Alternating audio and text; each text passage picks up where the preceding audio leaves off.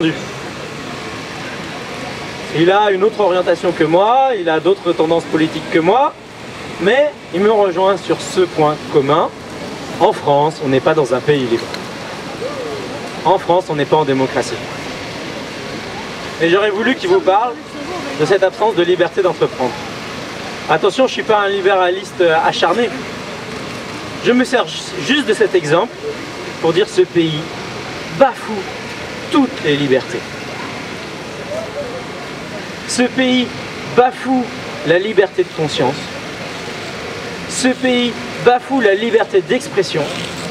Ce pays bafoue le droit à avoir une représentation démocratique. Ce pays bafoue vos libertés. Et comme il y a 200 ans et quelques années, les Français n'aiment pas qu'on les prive de liberté.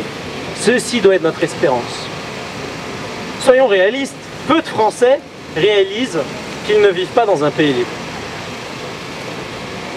Et je vais vous dire, il y a beaucoup de pays, quasiment tous les pays, si vous avez un peu d'argent, vous pouvez aller dans un bar, prendre du champagne, vous marier, faire la fête. Ça, c'est possible dans tous les pays du monde. Et quand on fait...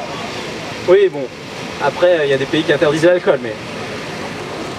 Dans tous les pays du monde, on peut vivre une vie peinard, pépère, tranquille. C'est pas ça le test de la liberté. C'est pas ça le test de la liberté.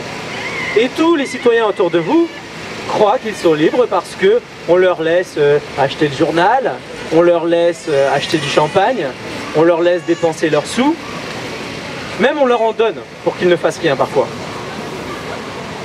Et donc ils ont cette illusion de liberté. À nous de réveiller la France. À nous de démontrer que cette liberté n'est qu'illusoire. Et c'est ce que nous avons fait ce matin. Alors je vais prendre les questions. J'ai commencé à répondre à la question de la dame qui est passée ici mais qui est repartie.